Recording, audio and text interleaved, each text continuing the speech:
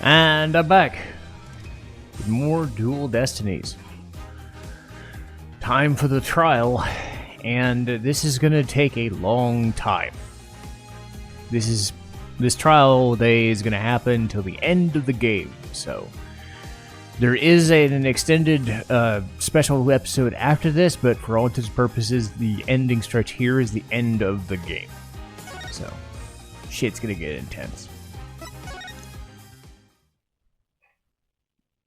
I've already kind of separated the episodes into the means that I want to, so it should take like 4 or 5, but remember, it's like 4 hours of work, so I gotta pace myself. I did a little research. I looked into those special cyclocks you mentioned, Mr. Nick. You did? It's great. I really appreciate it. A red cyclock protects a person secret a person is consciously trying to hide. If the person folds under questioning, the lock breaks and the truth comes out. Well, that's exactly how I got the truth out of Fulbright and Cosmos. But a black cyclock protects a secret from the deepest place in a person's heart. A secret that the person isn't even aware of. So they don't know it's there. Athena isn't trying to keep everything from you on purpose. For some reason, part of her heart and her memories are sealed off, even from herself.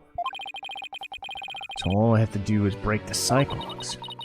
According to my research, a black cyclock is like a heavy chain wrapped directly around one's heart. If they're ripped off by force, it could cause permanent damage to a person's soul. In other words, if I'm not careful, I could traumatize her for good. Pearls, could you stay by Athena's side? She must be suffering under the weight of such a heavy burden. Alright. Will you be alright by yourself, Mr. Nick? I'm up against Edgeworth. I have to be able to give this trial all my focus and strength. You can't do that if I'm there. I'll just hold you back.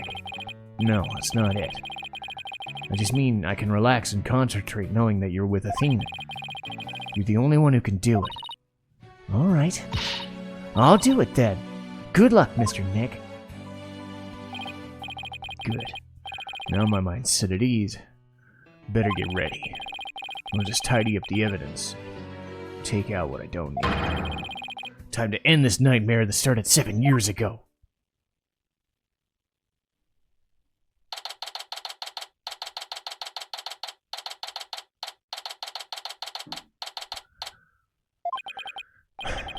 Defense, prosecution, and judge. There are even people in the gallery. The roof has been completely blown off and the walls have collapsed. But today, this ruin is my battleground.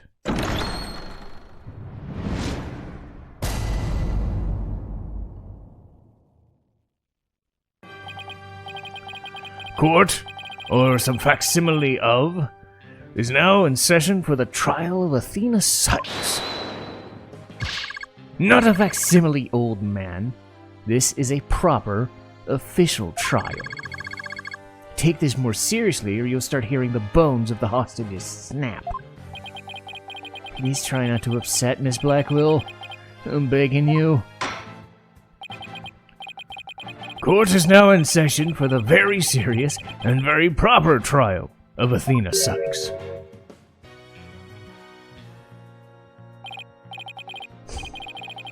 This is no trial.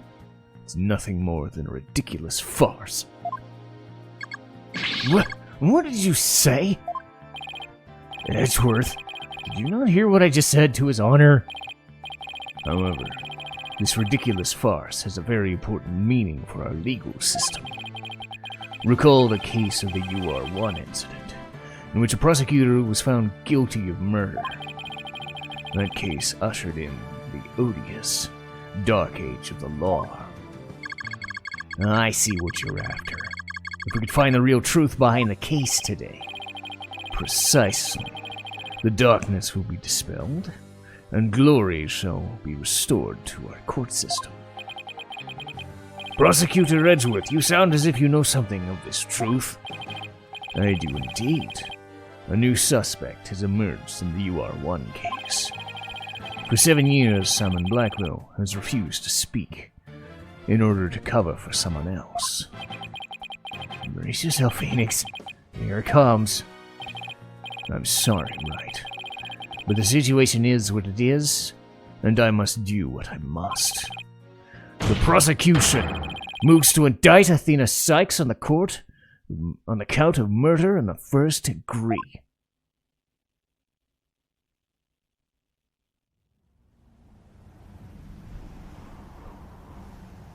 Regardless the circumstance, I intend to question the defendant with all I have.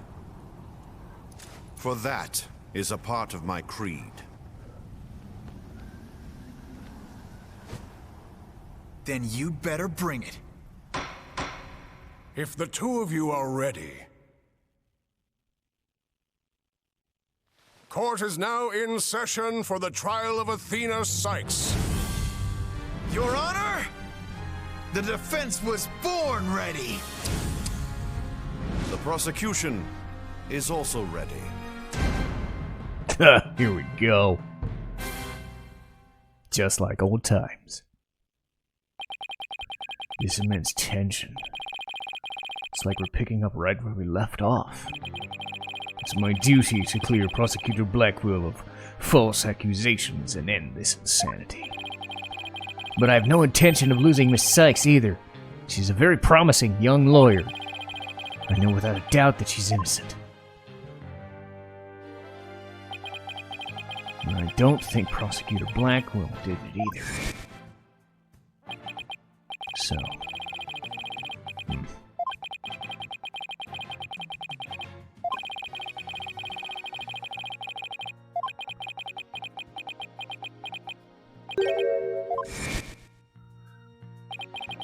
The true culprit is a spy. It's gonna be hard to convince anyone that... Well, hard to believe it myself. But I don't have a choice if I want to save Athena and Blackwell and expose him. Now then, Chief Prosecutor Edgeworth. No need for chief bits, Your Honor. I'm here as a simple prosecutor. Very well. Your opening statement, please. Prosecutor Edgeworth. Although I've been known as of late to give my opening statement myself. In all the trials I've ever seen, only the prosecution gives an opening statement.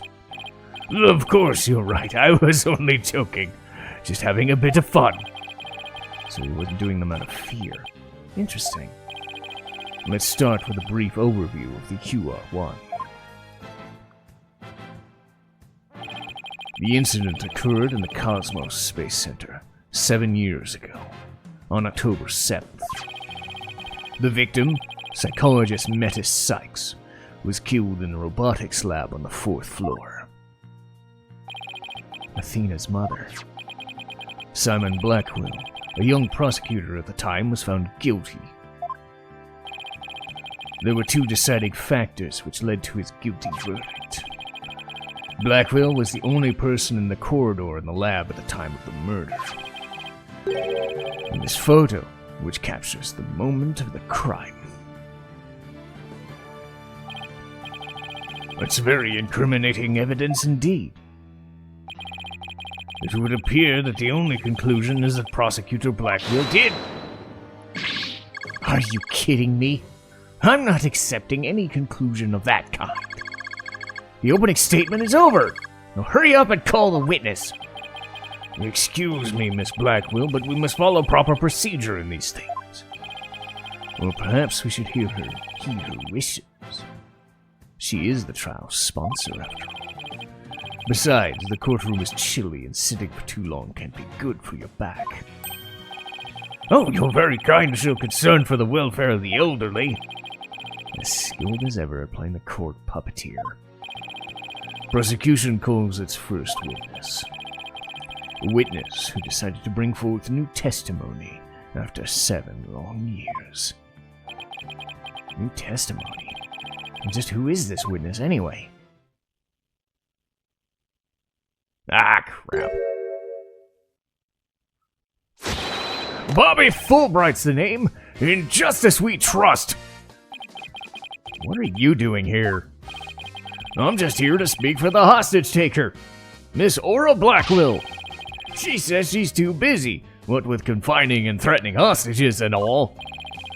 It doesn't seem to stop her from constantly chiming in. I'm nothing more than an observer in this. Do your best.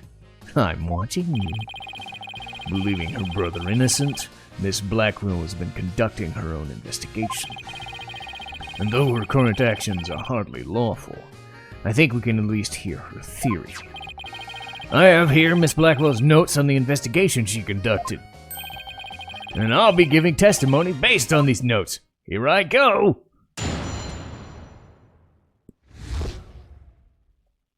I am so happy I'm not having to do the very gravelly Cosmos voice anymore. Simon isn't the murderer. He was trying to cover for someone. Someone else was at the scene of the crime when they say Simon committed the murder. I mean, if he really was out to steal the moon rock, why the rolling case? Because he was using it to hide someone inside, that's why. And the only person small enough to fit inside the case was Athena Sykes.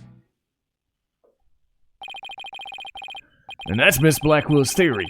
Totally goes in the face of the official ruling, huh? About the case she mentions, there were other ruling cases like the one in the lab. But they're not for traveling. They're apparently for moving parts and equipment. I vaguely remember seeing those cases.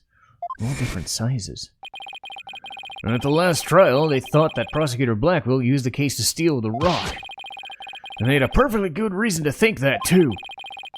See, there's a security camera in the corridor that leads to the robotics lab. And that camera captured footage of Blackwell leaving the scene with the case. I could see why the footage helped to bring him to a quick end. It's very convincing, that's for sure. That case, by the way, was later discovered outside the Space Center grounds. Speaking of after the incident, where was the defendant, Athena Sykes, found? She was found on the 5th floor of the Space Center, in the Sykes family residence. Prosecutor Blackwell most likely brought her there after the incident. In addition, it's unknown whether Miss Sykes was at the estimated time of death. Miss Sykes was too confused by the shock of her mother's death to give proper testimony. There were no witness or evidence to tell where she might have been. So you're saying Miss Sykes didn't have an alibi? That is what the evidence is saying, yes. I understand the reasoning behind the theory, but I'm far from convinced. The victim is the accused mother. Are you actually claiming an 11-year-old girl? Of course, the girl had a very strong motive. Dr. Sykes was a psychologist who wrote many papers on speech and emotion. You're aware of Athena Sykes' special ability, aren't you? Are you referring to that therapy thing? She's done it quite a few times in court. The ability to read emotions from speech, and the subject of her mother's research. Well, as long as it benefits society, I don't see any particular problem researching it. I don't like where this is heading. One bit. Dr. Sykes was so intent on her research, she forced her daughter to undergo experiments. Prosecutor Edgeworth, are you seriously suggesting? I've done my best to be delicate, but even you can't deny it to be true, Mr. Wright. No longer able to withstand the anguish of the experiments, Miss Sykes felt her only choice was to kill her own mother.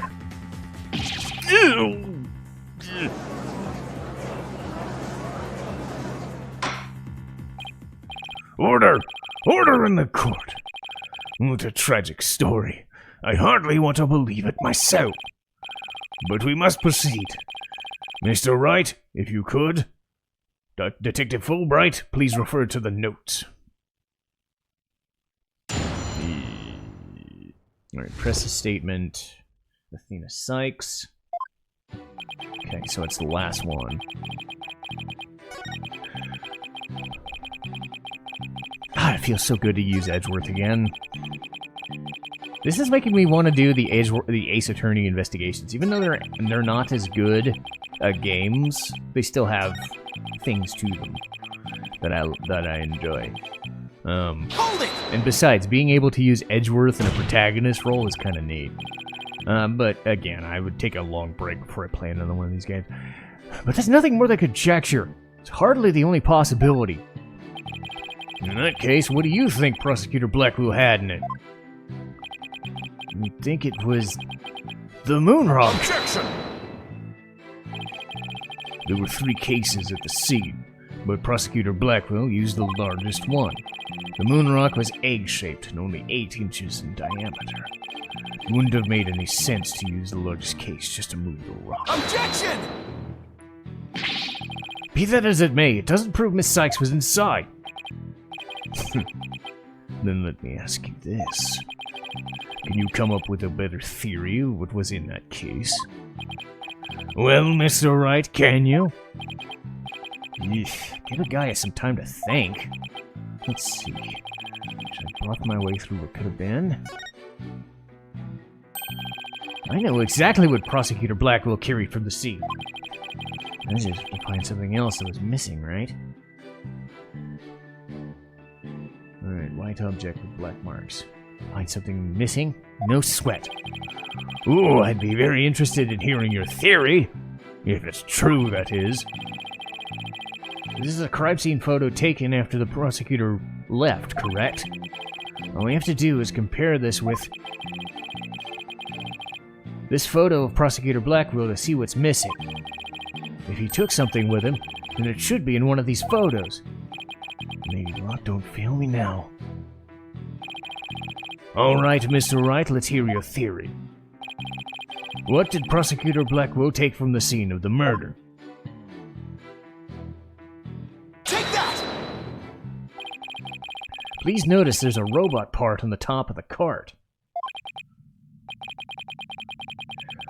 However, in the photo taken after the crime, the robot part is gone. In other words, this part is something that was taken from the scene of the crime. You do appear to be right. I don't see it in the second picture. But it's just a piece of junk. How important could it be? Is it really just an insignificant robot part? Speaking of which... What are you looking at? I'm going to start charging for each glance per eyeball. Stingy. What happened to the age of free previews? Why are you making this sound dirty? You got a thing for aura, dude? Find less psychopathic and sociopathic people. Anyway, Your Honor, about this robot part. Doesn't it look like it could be an arm from the robot there? Well, now that you mention it, it does, doesn't it? But the case is still too big and practical for just the moon rock and a robot arm.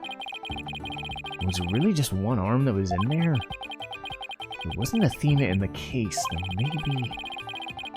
I believe there was another robot at the scene that looks just like this one there. Your Honor, it is the defense's assertion it was the other robot that was in the case. What? Objection! Robot part went on there. We can't be certain that part belonged to a robot. Yes, it looks like the arm of one before us, but it could be something else entirely. Besides, it's wrapped entirely in bandaging, making it difficult to verify what it is. Objection! I know for a fact it's a robot arm. I can even tell which robot it belongs to, just by looking at it. With this information, we can investigate whether it was there at the time or not. But Mr. Wright, I thought you were more of the technologically illiterate type. When did you become such an expert? I feel somehow abandoned. Not to worry, I still know next to nothing about machines. And I know this piece of evidence proves which robot it belonged to.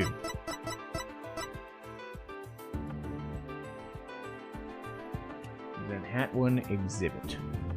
Take that! The robot in the picture is named Ponco. Take a look at Ponco's arm.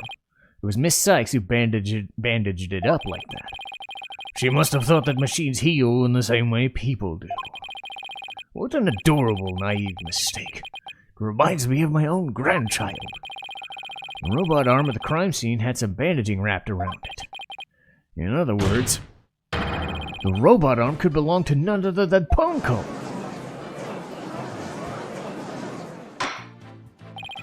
Order in the court! Prosecutor Edgeworth, what do you have to say to this? I concede that the robot has about the same size as a child, but it cannot grab its knees and curl itself into a ball. Even if it were the largest of cases, the robot possibly couldn't fit in there.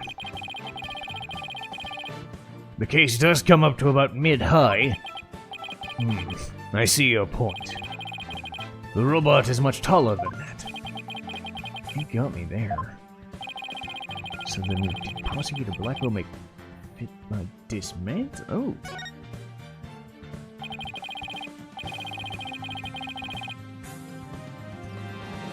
Of course, Ponco would fit. All Prosecutor Blackwell had to do was dismantle her. Once taken apart, the robot could have easily fit inside the rolling case. Oop.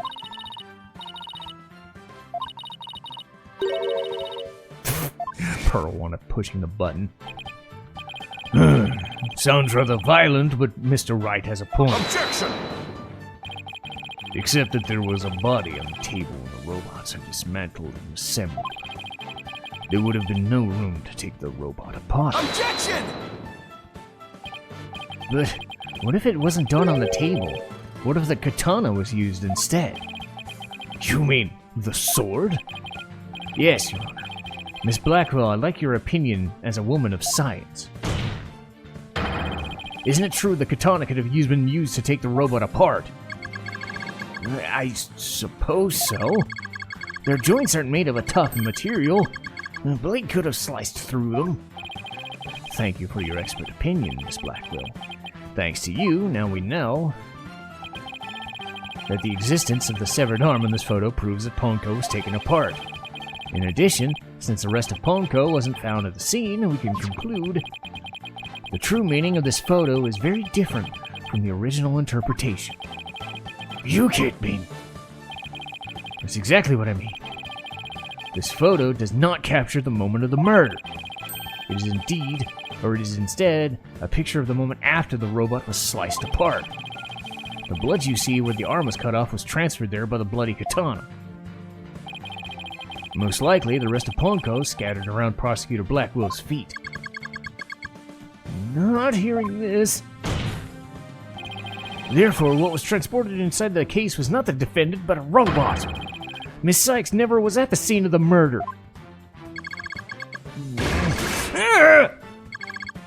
My head! My body, where am I?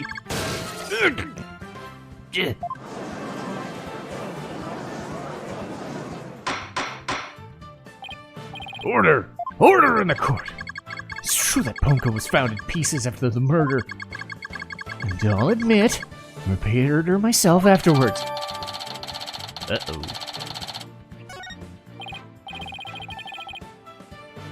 Yes, finally making some progress.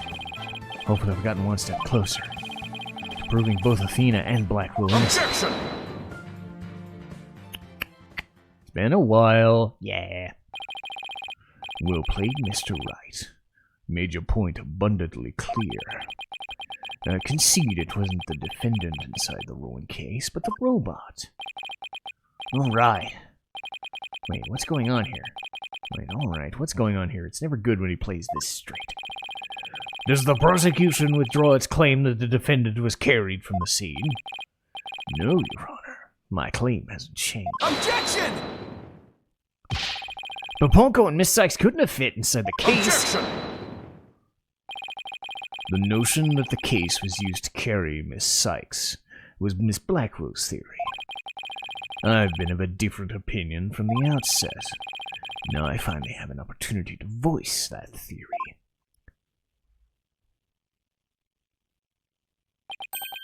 Thanks to the defense. Edgeworth. He's been one step ahead of me this whole time. He's been one step ahead of you for his entire career. Except when I have to play as you. In that case, how do you propose a defendant left the crime scene? Simple. Footage only shows Prosecutor Blackwell from behind. And what's more, he's holding his arm in front of his body, as if he were holding someone, or something, or someone. It's hardly evidence. I have proof. The sewer coat Prosecutor Blackwell was wearing. The victim's blood was found on the front of it, and the stain had a highly distinctive shape. A blood stain? With a distinctive shape? Please continue. 7 years ago, the defendant was known to constantly wear a certain item, of which there's only one in the world. Special pair of headphones made just for her.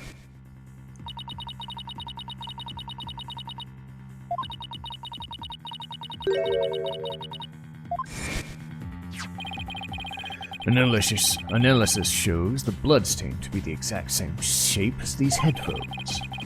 In other words, this was no mere blood splatter. The blood went from the victim's body to the headphones, and then was imprinted on Prosecutor Blackwell's coat like a stamp. A most gruesome stamp indeed. Blackwell carried Miss Sykes, who had been hit by a splatter, away from the crime scene. This proves that Athena Sykes was, without question, present at the crime scene. And that concludes the prosecution's argument. Ooh, shit. Order! If the defendant was indeed at the scene, it deepens the suspicion. Objection! But we've also shown the robot was there at the scene as well. I hope you're not making the ridiculous claim that a simple robot was the real murderer. I don't really think that, no, but can't say the possibility isn't there. Detective Fulbright, was the robot questioned at the time? No, I don't see any record of it. I believe it was considered unrelated. But as it turns out, the robot was actually integrally related. The defense would call Ponco to the stand. A robot witness. Order! Order in the court! Prosecutor Edgeworth, what do you say about this? Mr. Wright has called all manner of witnesses to the stand. So why not a robot? Nothing surprises me anymore with him. Very well, I will allow the witness. Bailiff, summon the robot named Ponco. Witness, please state your name and occupation. My name is not Witness. My name is Ponco. I realize that. But when you were at the witness stand, you were the witness. No, I'm not. I'm Ponco. Say it with me. Ponco. What an utterly inflexible little robot. You're the last person who should be calling anybody inflexible. You remind me of my grandchild that just learned his own name. How precious. Alright, Ponco, I'm going to ask you a series of questions. Questions? You have questions? Hooray! What are your questions? I want to know if you were there at the scene of the murder in Miss Sykes. It was 7 years ago, on the 7th of October around 2 p.m. in the robotics lab. Certainly. Just one moment. Searching data. Search complete. Yes, I was there in the robotics lab. Uh-oh. It would seem this robot's testimony is necessary after all. This is great. I just knew Ponco had something important. The murder committed right before this poor little girl's eyes is inexcusable. The judge seems to really adopt Ponco as another grandchild. I mean, she is kind of cute. Do you think you could give us your testimony? I mean, she is kind of cute. Even Phoenix said so. Why is he denying it now? I went to the robotics lab at 2 p.m. for my regular recharge. Just as I was about to charge up, Athena came in and hugged Mommy Metis. And then Mommy Metis fell down. After that, I was recharging, so I don't know anything. After I charged up, I was cleaning the room when Mr. Simon came in. And then an error occurred. There is no data after that point. Well, that sounds like the defendant was, without question, on the scene. However, it doesn't appear the witness saw the actual moment of the murder. I disagree. This testimony shows that the defendant did indeed commit the crime. Wait, what? At the end of the day, we mustn't forget that the witness is still a machine. Being a robot, its understanding and capacity to express itself is limited. So what are you suggesting? The witness's statement needs to be interpreted. For example, the term hugged, and then later, fell down. Adults don't usually fall down after being hugged by a child. They don't, but...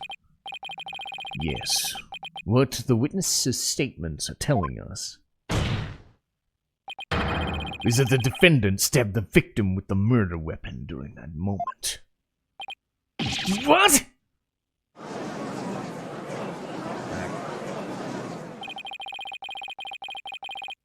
Before Miss Sykes hugged Dr. Sykes, did the two of them converse? Yes, they did. They spoke to each other very loudly, but I didn't know what they said. Athena's usually so quiet, so I was surprised. Spoke very loudly. We can interpret this to mean they argued. A murder after a heated argument, and the victim fell down. I agree that does have some reasonable interpretation. However, Ponco doesn't seem to remember anything after that. When I am recharging, I go into sleep mode. But I remember everything before that. I have a very good memory. You very well may as well admit defeat now, right? The cross-examination would be useless. Now, don't be ridiculous. Cross-examination's never useless. Until now. Think about it.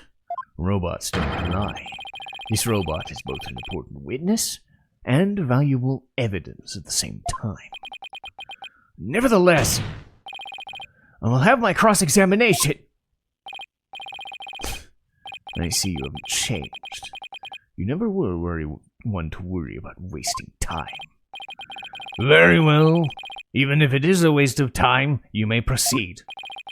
I'll show you both just how fruitful any cross-examination could be. I cross-examined a fucking parrot! Heck, I'm gonna cross-examine and defend an orca soon.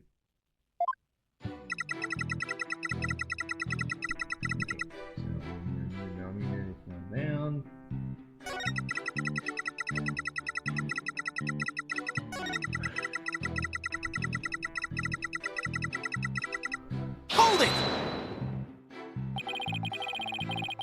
I don't want to delve too deeply here, but could you tell us how the victim appeared and acted at that moment? Mommy Metis was very surprised when she was hugged. I heard her heart pound. Her heart? Mr. Wright, have you forgotten about this document we found? These robots have a heartbeat detection system. Now that he mentions it, I do remember reading something like that. They detect the presence of people by the sound of their heartbeats. Wait a minute. That means Dr. Sykes really did die at the moment. Ponco, how was Dr. Sykes after she fell down? Do you still hear the sound of her heartbeat? Let's see, the moment she fell, her heart was pounding. After that, I don't know. I started recharging just then. Of all the unlucky timing. If you'd heard anything after that, it could possibly prove the hug wasn't actually the moment of the murder. I'm very sorry. I'm afraid I don't know. I'm very sorry. The robot is designed to go into sleep mode automatically, so it can't be helped. But it does appear it detected an increased heart rate at the moment of the stabbing. After Mommy Metis's heart started pounding in surprise, she fell by the window. It was the round window on the workbench side of the room. The workbench, huh? Ponco must be talking about the table to the right of where the giant robot is now. Is there something critical in her testimony?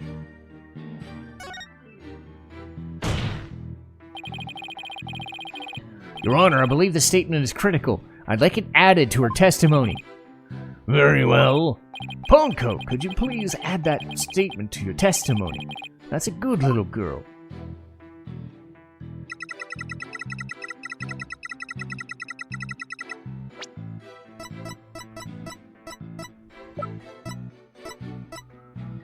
Objection!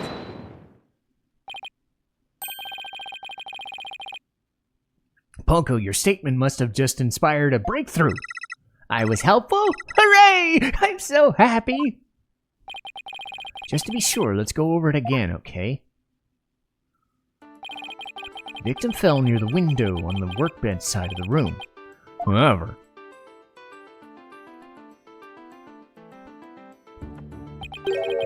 her body was discovered on an operating table.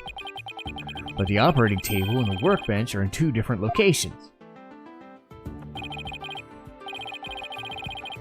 Oh, the judge said that. But her body was found on the operating table. Your Honor, we just learned a critical new fact.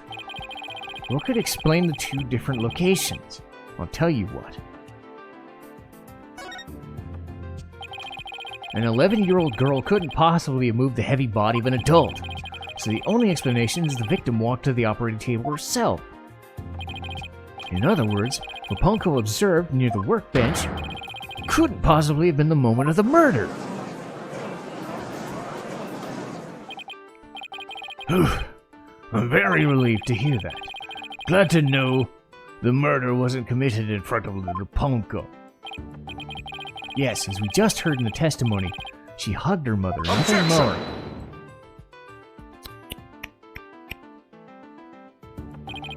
Right. It's been 8 years, but you're still just as green as ever. But I can't recall seeing Mr. Wright in anything but a blue suit. Hey, blue's my favorite color. What can I say? The defendant couldn't move the body herself. She could have had it moved for her. But Miss Sykes and Dr. Sykes were the only ones there. I agree. Since the robot is equipped with a heartbeat detection system, it would have been aware of another person's presence, if someone else had been there. We can therefore conclude the defendant and the victim were the only ones present. Then who do you suggest moved the body? Don't you know it's in the nature of a robot to help people do things? Miss Ponco. Ponco, allow me to ask a question. My name's Ponco! Ponco! Not the breading! I believe you said you were cleaning after Dr. Sykes fell down. Did you happen to move something large onto the operating table? Yes, I did. Athena asked me to. Athena asked you to? And what did you move? I don't know. Unless something has an ID tag, I can't tell what it is. An ID tag? Yes, a tag with a barcode on it. We robots scan them to tell us what a thing is. The people in the lab did mention something about that.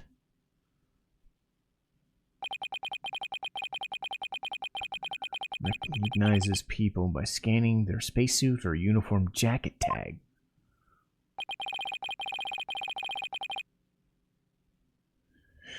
So it would appear that Miss Ponco here can't identify what it moved. My name is Ponco! But we humans have the power to imagine what it was, do we not? We do? Well, I do, at the very least. Miss Ponco, on the defendant's command, moved the body to the operating table. Oh, shit! Ponco, did you really move Dr. Sykes' body? This is really important. Isn't there any way you could tell? I don't know. Without an ID tag, I can't tell. Give it up, Wright. If the victim's heart was stopped, the robot's detection system would be useless. Furthermore, Dr. Sykes usually wore her white coat while she was working. She kept the jacket with her ID tag on it draped over a chair in the robotics lab.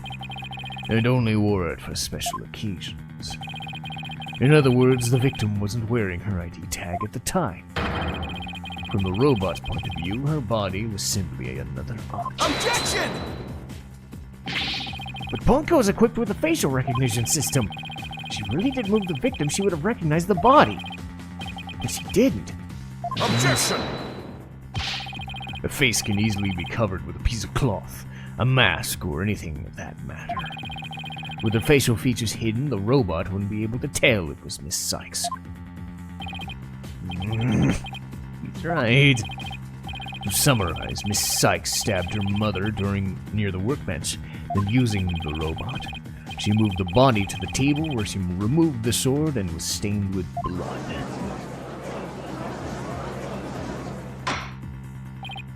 Order! But if that's the case, then I have a question. Why did the defendant move the body to the operating table in the first place? You want a reason? Very well. What? You can't possibly have an explanation. Your emotions blind you to the truth. You could learn a lot from our robot friends. Calm and rational thought will open your eyes to the truth in front of you. Now then, do you remember that operating table's one special feature? I believe I read that robots can be assembled and disassembled there. Isn't that right? That's right. And to the defendant, who was just a child at the time, the table was like a magic box that could make robots appear and disappear in seconds.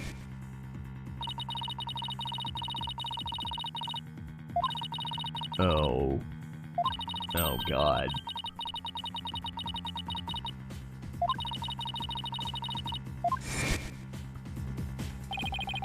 You can't possibly.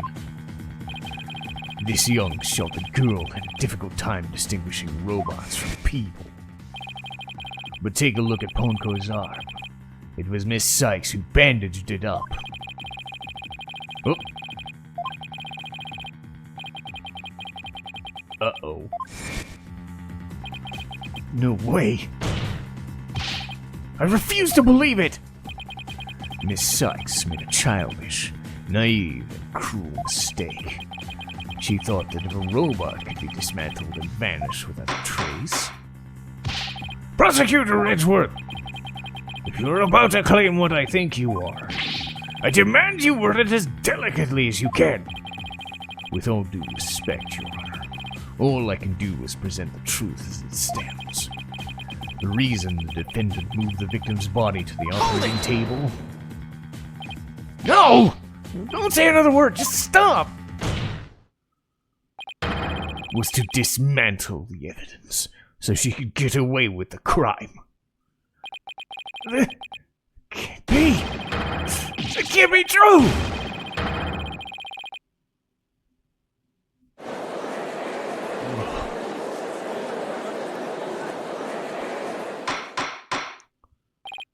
Order! Order in the court! Order, I say! Edgeworth, she was just a little kid. How could you say such a horrible thing? Horrible? Like I said, you're just as green as ever. I came here today as a prosecutor to seek only the truth. No more, no less. My theory is simple, and it's the result of a rational consideration of every possibility. Objection! But dismantling isn't the table's only function. It can make repairs as well. It's conceivable she moved her there to fix her. I suppose there could be another way of interpreting it. But dismantle or repair, it doesn't matter either way. What do you mean? After murdering her mother, Miss Sykes may have come to her senses. Perhaps she did want to make it appear like it never happened. And that's why she tried to repair her mother. That's one possible explanation. But we mustn't forget the facts of this case. The victim was observed to fall down after being hugged by the defendant, and the body was moved per the defendant's command. These two facts that indicate the defendant's guilt, remain unchanged. This just can't be true. Mr. Wright, you have any evidence to refute the prosecution's claim? Evidence? Let me see. Can't think of any. I'm afraid I don't have any evidence. Since becoming chief prosecutor, I've learned the truth isn't always pretty. Now accept the truth, Mr. Wright. Your subordinate murdered her own mother.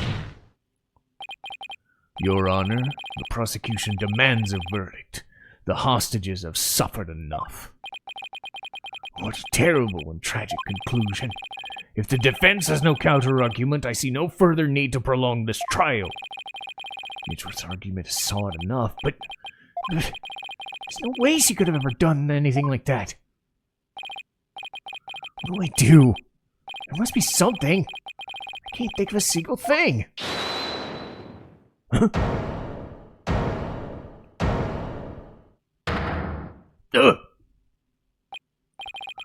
Prosecutor Blackwell? This is quite the farce you're conducting here. I could die from laughter. Prosecutor Blackwell, what are you talking about? What I'm talking about is that your argument is based on entirely false premises. Go on, we're listening. Could this be the miracle I need? What is he trying to pull here? 7 years. For 7 long years. This case has been on my mind. Not for an instant did I not think about it. I'm the one who killed my mentor. And don't think you can alter that fact now. Your boldness. I will take the stand and I won't take no for an answer. Of course, Prosecutor Blackwell. Go ahead.